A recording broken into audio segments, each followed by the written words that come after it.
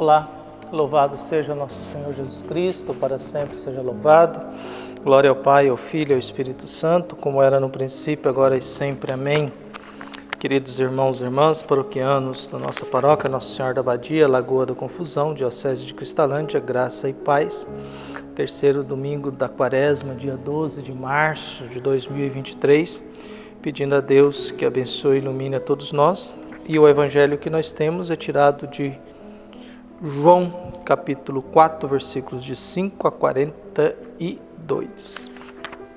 O Senhor esteja convosco, Ele está no meio de nós. Proclamação do Evangelho de Jesus Cristo segundo João. Glória a vós, Senhor. Naquele tempo, chegou Jesus a uma cidade da Samaria, chamada Sicar, perto do terreno que Jacó tinha dado ao seu filho José. Era aí que ficava o poço de Jacó. Cansado da viagem, Jesus sentou-se junto ao poço, era por volta do meio-dia. Chegou uma mulher da Samaria para tirar água. Jesus lhe disse: "Dai-me de beber." Os discípulos tinham ido à cidade para comprar alimento. A mulher samaritana disse então a Jesus: "Como é que tu, sendo judeu, pede de beber a mim, que sou uma mulher samaritana?" De fato, os judeus não se dão com os samaritanos. Respondeu-lhe Jesus: "Se tu conhecesses o dom de Deus, quem é que te pede dar-me de água, tu mesmo lhe pediria a ele, e ele te daria água viva." A mulher disse a Jesus: "Senhor, nem sequer tens balde e o poço é fundo. De onde vais tirar água viva? Por acaso és maior do que o nosso pai Jacó, que nos deu este poço e que dele bebeu, como também seus filhos e os seus animais?"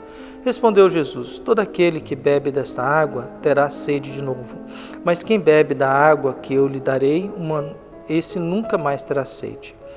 E a água que eu lhe der se tornará nele uma fonte de água viva que jorra para a vida eterna."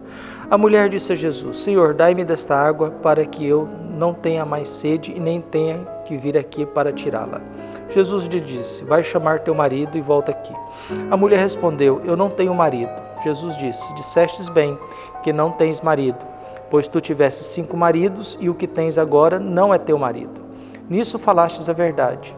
A mulher disse a Jesus: "Senhor, vejo que és um profeta. Os nossos pais adoraram neste monte, mas vós dizeis que em Jerusalém é que se deve adorar." Disse-lhe Jesus: "Acredita-me, mulher, está chegando a hora em que nem neste monte, nem em Jerusalém adorareis o Pai. Vós adorais o que não conheceis. Nós adoramos o que conhecemos, pois a salvação vem dos judeus. Mas está chegando a hora, e é agora, em que os verdadeiros adoradores adorarão o Pai em espírito e verdade. De fato, estes são os adoradores que o Pai procura. Deus é espírito e aquele que adoram deve adorá-lo em espírito e verdade." A mulher disse a Jesus: "Sei que o Messias, que se chama Cristo, vai chegar. Quando ele vier, vai nos fazer conhecer todas as coisas." Disse-lhe Jesus: Sou eu que estou falando contigo." Neste momento chegaram os discípulos e ficaram admirados ver Jesus falando com a mulher. Mas ninguém perguntou: "O que desejas?" ou "Por que falas com ela?" Então a mulher deixou o seu cântaro e foi à cidade, dizendo ao povo: "Vinde ver um homem que me disse tudo o que eu fiz. Será que ele não é o Cristo?" O povo saiu da cidade e foi ao encontro de Jesus. Enquanto isso, os discípulos insistiam com Jesus, dizendo: "Mestre, come." Jesus, porém, lhe disse: Eu tenho um alimento para comer que vós não conheceis."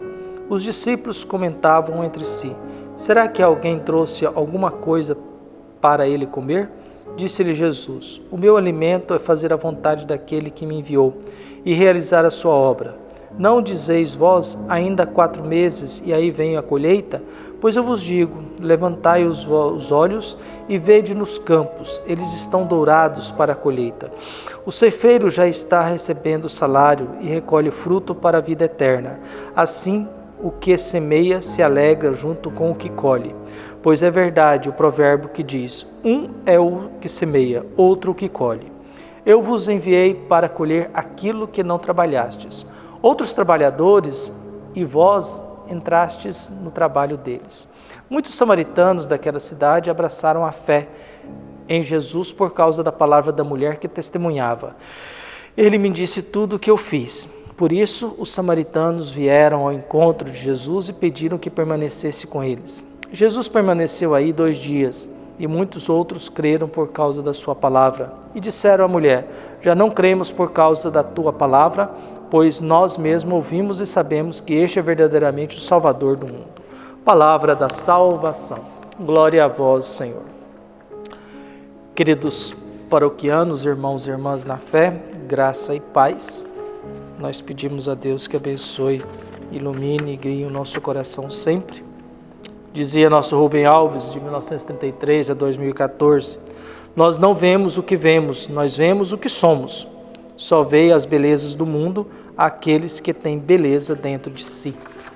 Jesus vê uma beleza nessa mulher samaritana junto a um poço, que era a tradição de buscar água, viu? E este encontro, primeiramente, é bom a gente lembrar que Jesus está falando com uma samaritana e com uma mulher. Esse encontro com essa mulher samaritana e esse diálogo profundo, fazendo memória daquilo que era o antigo e ao mesmo tempo Jesus oferecendo algo novo, um poço, Jesus que se aproxima, pede a uma mulher samaritana água e ali estabelece um diálogo entre os dois. A água é a fonte da vida, o que nós usamos no batismo. O Espírito pairava sobre as águas. Para o povo no deserto, a água é algo muito sagrado, algo muito importante. O que nós temos, Jesus já faz 2 coisas que eram proibidas. Primeiro, dar atenção à mulher, tanto que ele escandaliza os discípulos quando eles voltam, mas você está conversando com uma mulher, assim em público. Segundo, por ser uma samaritana, porque os samaritanos judeus se odiavam. E o que Jesus está querendo dizer é fazer memória de que Ele é a nova fonte de vida. Ele é a nova busca e a nova água que faz com que a gente não viva dependendo de uma tradição religiosa. Buscar sempre água no mesmo poço é uma prática religiosa de que a gente sempre tem que ficar se alimentando disso. E Jesus já se oferece como sendo uma água na qual nos garante a vida, nos garante. O que é importante a gente aprender é que há momentos na vida que a gente tem que buscar constantemente, mas há momentos que a gente tem que se alimentar e basta. Há momentos em que a gente tem que perceber algo e basta. Há momentos em que a gente tem que descobrir algo e basta. Por isso é um grande exercício da nossa vida, por isso é uma grande busca nossa de compreender esse Jesus, que agora dá atenção à mulher samaritana, oferece a ela uma água da qual não terá mais sede, e ela pede isso, é mudante. Jesus pede: vai chamar seu marido, e ela diz: não tenho marido. Jesus diz: é verdade, você já teve 5, o atual não é seu marido. Lembrando que ela está com o 6º, Jesus o trata como 7º marido. Jesus, isso faz lembrança talvez os povos que andaram oprimindo os samaritanos, as invasões, as culturas, os povos que andaram oprimindo o povo samaritano. São 5 povos, o atual era o poder romano, e Jesus é aquele que acolhe, aquele que oferece água para que ela não viva mais dependendo de um poço, não viva mais dependendo de uma tradição. Essa mulher, ao reconhecer, ela começa a dar testemunho. Olha, eu encontrei alguém que disse tudo aquilo que eu fiz. Não seria ele o Cristo? E aí o povo samaritano vai ao encontro de Jesus e eles ficam conosco. Jesus fica, e aí eles fazem a experiência da presença de Jesus a tal ponto de eles declarar: agora nós acreditamos em você não por causa do testemunho dela, mas porque nós fizemos a experiência sua. A gente tem que buscar talvez isso. A gente precisa de testemunho? Precisa. A gente precisa de exemplos. Uma criança precisa de exemplos de adultos. Quando os adultos não são bons exemplos, a criança fica sem referência. E quando são maus exemplos, aí ela tem uma referência ruim. A gente precisa de testemunhos de fé. Gente que conhece Jesus e nos aponta para Ele. Não que fique falando de si mesmo Eu não gosto dessas testemunhas em que a pessoa é mais importante que Deus, ela é o exemplo e ela tem que ser olhada. Olha o que aconteceu comigo. Isso é hipocrisia. Isso é hipocrisia, isso é vaidade religiosa. Mas o testemunho verdadeiro é aquele: ali está o Cordeiro de Deus que tira o pecado do mundo. O testemunho verdadeiro é esse que a gente aponta para Jesus. Não olhe para mim, olhe para Ele. E a gente partilha com o outro, a gente faz um testamento de que eu fiz uma experiência e atesto que esse é o Cristo.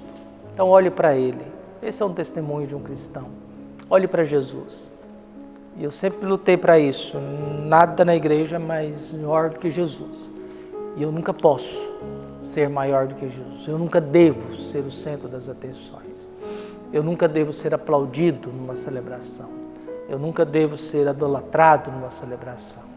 Eu nunca devo ser venerado numa celebração, porque o centro é Jesus, é o sacrário. E por isso a gente vai descobrindo. Essa mulher dá testemunho. Eu fiz uma experiência, ele diz: tudo que eu sou não seria o Cristo? Nós vamos lá. E convivendo 2 dias com Jesus, agora nós não precisamos mais do seu testemunho, nós sabemos que Ele é. Então estamos alimentados com isso. Por isso peçamos a Deus que abençoe e ilumine a todos nós, que Ele nos dê essa água que alimenta a nossa vida, que nos livre de certas dependências, de coisas que não nos ajudam mais. E acima de tudo, que Jesus, olhando quem nós somos, Ele possa nos abençoar e a gente possa fazer a experiência da presença dEle na vida de cada um de nós. Um abraço e até mais.